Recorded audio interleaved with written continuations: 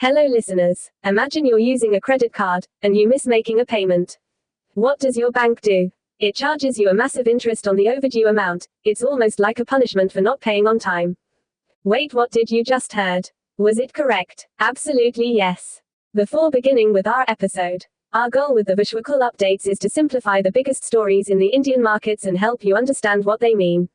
We won't just tell you what happened, but why and how to. We do this show in both formats, video and audio. This piece curates the stories that we talk about. You can listen to the podcast on Spotify, Apple Podcasts, or wherever you get your podcasts and videos on YouTube. You can also watch the Vishwakul updates in Hindi. In today's edition of the Vishwakul updates, our topics for the day will be: first topic, how are Indian states doing? Second topic, insider trading in HDFC Merger Uncovered. Third topic, credit card storm, higher costs ahead. Let's begin with our first topic. How are Indian states doing? The Reserve Bank of India, RBI, recently released its annual report on state finances, and it's packed with insights that affect all of us. This isn't just about big numbers or policies, it's about how your state earns, spends, and manages its money, which ultimately impacts your life, from the quality of roads to the cost of electricity. Every state in India has its own budget, just like the central government. States collect their own revenue from taxes and other sources, but they also depend on funds from the central government. This money is used to pay for everything, from schools and hospitals to infrastructure projects and subsidies.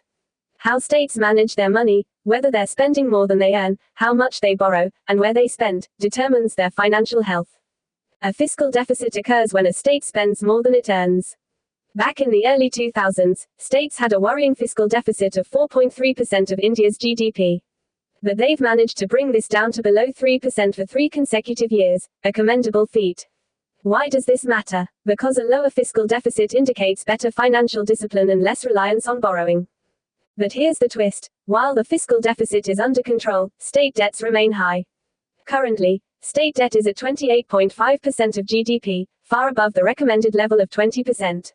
High debt means states are borrowing heavily, which could become a problem if their revenues don't grow fast enough. Source: RBI. States need money to cover the deficits, and the way they raise this money has changed significantly. In 2005-06, only 17% of the deficit financing came from the market, like bonds. Now, it's a massive 79%. This shift means states are relying less on traditional sources like the National Small Savings Fund and more on selling bonds, financial instruments where states promise to pay back the borrowed money with interest. These bonds, called State Development Loans, SDLs, work similarly to central government bonds but are issued by individual states. Source: RBI. While this makes states more self-reliant, it also means they're more exposed to market risks. If interest rates rise, borrowing will become more expensive. States have 2 main sources of revenue. Their own revenue. This includes taxes like SGST, the state's share of GST, excise duties on alcohol, property stamp duties, and vehicle taxes. The good news is that states' tax collections have become stronger since the pandemic. Tax buoyancy, a measure of how tax revenue grows with the economy, has improved from 0.86 before the pandemic to 1.44 now. This means states are collecting taxes more efficiently. States also earn non-tax revenue from things like mining leases, service fees, and user charges. Odisha is a standout here. The state has cleverly tied mining premiums to market prices, ensuring steady income even when commodity prices fluctuate. Source: RBI. Transfers from the center. States receive a share of central taxes, 41% of what the central government collects, and various grants. Over the years, the method of transferring funds has shifted. Tax devolution, sharing tax revenue, has become the primary mode, giving states more freedom to decide how to use the money. GST, introduced in 2017, has been a game changer. It's reduced the gap between high tax and low tax states, making revenue collection more balanced across the country. Spending patterns tell a lot about a state's priorities. One key measure is the reco ratio, how much states spend on day-to-day expenses, like salaries and subsidies, versus investments in infrastructure and development. A lower ratio means more is being invested in the future.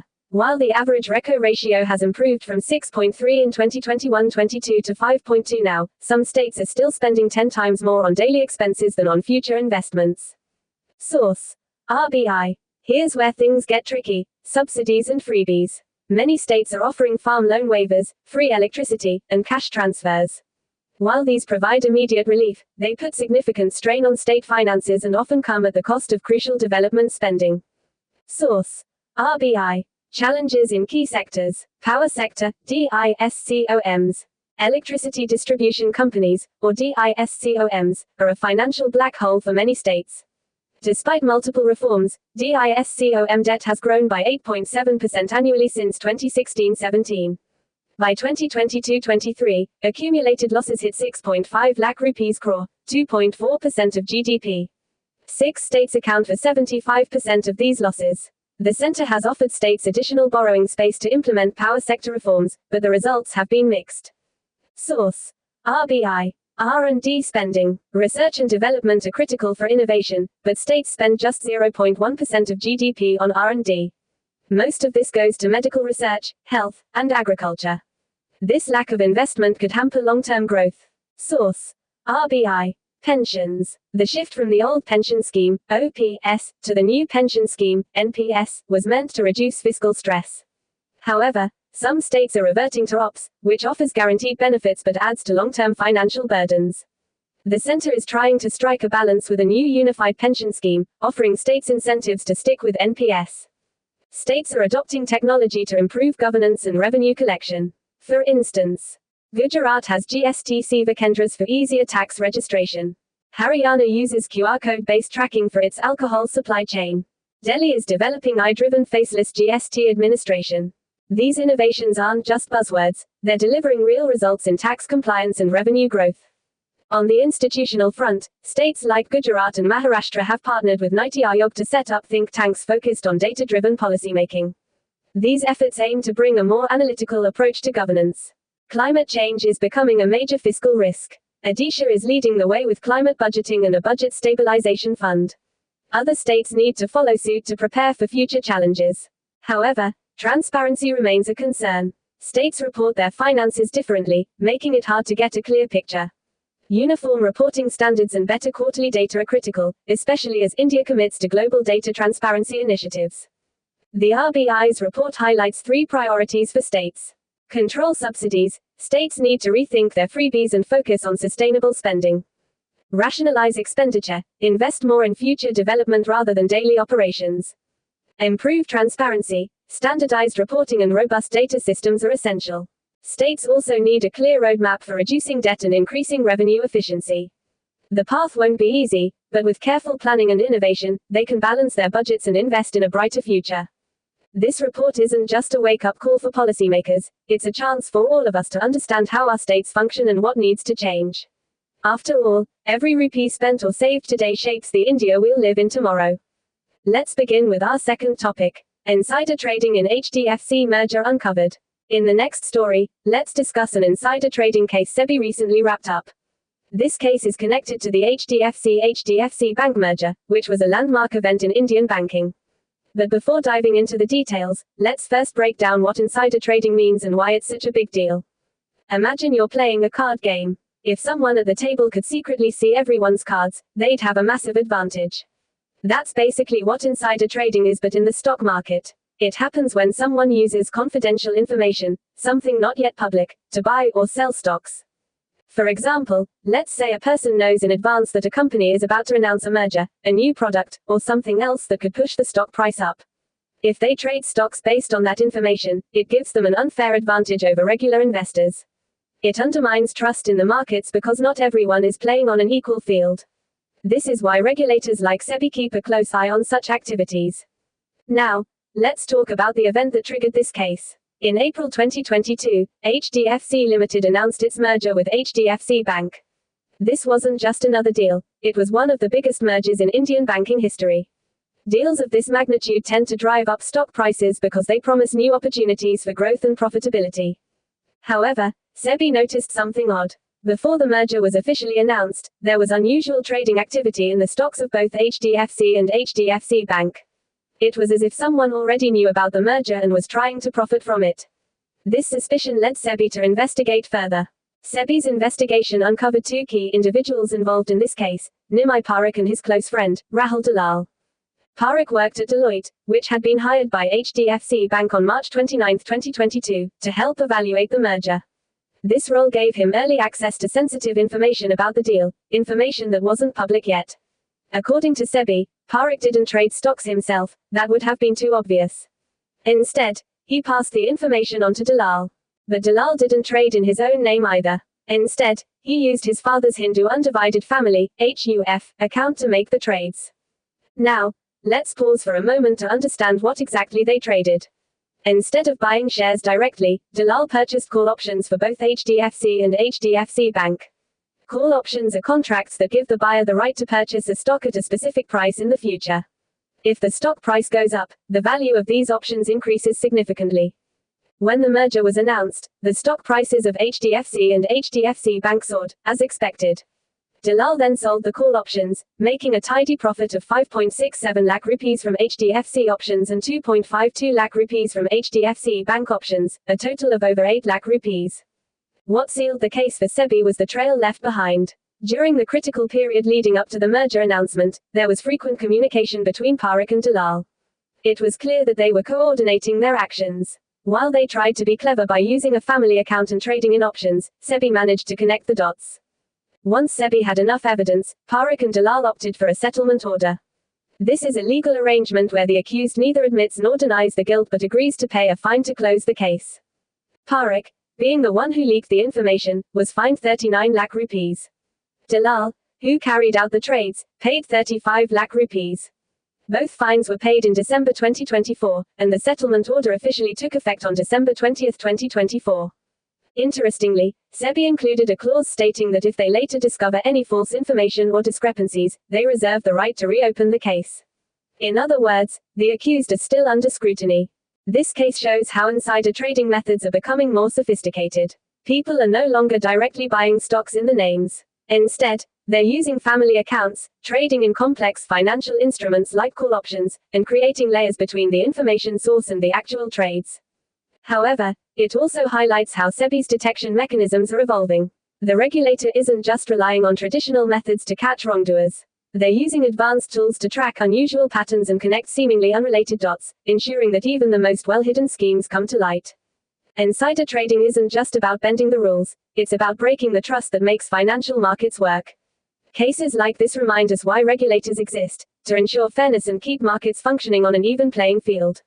For SEBI, this case is another step in a constant battle to stay ahead of those trying to game the system. For the rest of us, it's a reassurance that someone is watching out for the fairness of the game. Let's begin with our third topic: credit card storm, higher costs ahead. Imagine you're using a credit card, and you miss making a payment.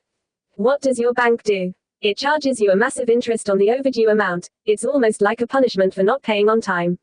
Now, back in 2008, India's apex consumer rights body, the NCDRC, became a little uncomfortable with the high interest rates on credit card defaults. So, in a major ruling, they decided to cap the maximum interest banks could charge for overdue credit card payments from consumers like you and me. But recently, on the 20th of December 2024, the Supreme Court of India set aside this ruling. By doing so, they effectively removed this interest rate cap on credit card defaults. This is a big deal because it changes the dynamics of the credit card industry in India. Banks now have a lot more room to charge interest in cases of payment defaults. And as people who care about money and track the markets around us, it's important to dig into what's exactly happening here. Let's start with the background. Back in 2008, a consumer rights trust had gone to the National Consumer Disputes Redressal Commission, or the NCDRC. The aim was to fight the entire credit card industry. They complained that when people missed their credit card payments, banks overwhelmed them with interest. This, they felt, was a violation of their consumer rights. They pointed out that the interest that banks charged was extremely high, sometimes as high as 50% per annum. To the NCDRC, this looked like the worst sort of predatory money lending. It decided that to safeguard consumers, banks should not charge more than 30% annual interest on overdue credit card payments. At the time, regular lending rates for banks ranged between 10% to 15% annually. This cap, which was set at about 2 to 3 times those rates, seemed like a fair middle ground. But here's where things get a little tricky. Comparing loan interest rates to penal interest on credit cards isn't straightforward. With loans, you pay regular interest on the entire borrowed amount. With credit cards, penal interest kicks in if and only if you miss your payments. So, This makes the nature of the charge fundamentally different, and to some extent, incomparable. Back to the Supreme Court, this whole thing for them wasn't a question of consumer rights at all. It was one of how payment products should be structured. There is another body that is more qualified to make these decisions, the RBI or the Reserve Bank of India. That's why the Supreme Court set aside the NCDRC's ruling. As a result of this, banks can now set their own interest rates for overdue credit card payments based on market conditions and customer profiles, unless, of course, the RBI intervenes. Now, from a rational perspective, this decision seems fair. After all, consumer rights protect people from businesses that are trying to exploit people. If banks clearly tell you in advance that they'll charge high penalty rates if you don't pay them back on time, it doesn't necessarily seem unreasonable. If that's a bad way to run a financial product, the RBI should step in. But from a consumer's point of view, there's a flip side. Interest payments on defaults could now rise significantly. According to the RBI, India currently has around 500 crore rupees in overdue credit card dues. With these changes, the interest on this amount could increase by rupee 80 to 100 crore, or even more in some cases. While this figure might sound small in isolation, there are only about 10 crore credit cards in circulation across the country. So, the effective jump in interest figures could be significant for individual cardholders. Put simply, people already struggling to pay their credit card bills, the very people who find it the most difficult to manage their money, might see the debt burden increase sharply, trapping them in a vicious cycle of debt. This rise in interest rates could also have a negative impact on credit card NPAs, non-performing assets. To understand why this is concerning, look at the numbers. Credit card NPAs have been rising steadily over the last few years. According to the RBI, NPAs were 3,100 crore rupees in FY 2022. They increased to 4,000 crore rupees in FY 2023 and hit 5,500 crore rupees by June 2024. If people now find it even harder to pay off the credit card bills, this problem could get even worse. So, in the end, the question is, what does all this mean for you as a credit card user? See, if you don't have much experience using credit cards, here are 3 basic but important tips to keep in mind. Always pay your bills on time. Be aware of the interest rates and conditions associated with your card before using it. Use your card for expenses you can repay easily to avoid falling into a debt trap. Credit cards can be an excellent financial tool when used wisely, but they can turn dangerous very quickly if mismanaged. So, please be very, very careful. Some more quick updates we shall discuss in our upcoming episodes. First topic. Jio lost 3.76 million users in October 2024, marking its 4th straight month of decline. Since June, it has shed 16.48 million users, a 3.45% drop in its subscriber base. In contrast, Airtel added 1.92 million users in October, recovering from a slump caused by July's tariff hike. Vodafone Idea, Vi, also lost 1.97 million users during the same period but fared better than Jio. Second topic. Waaree Energies is investing heavily in India's renewable energy sector.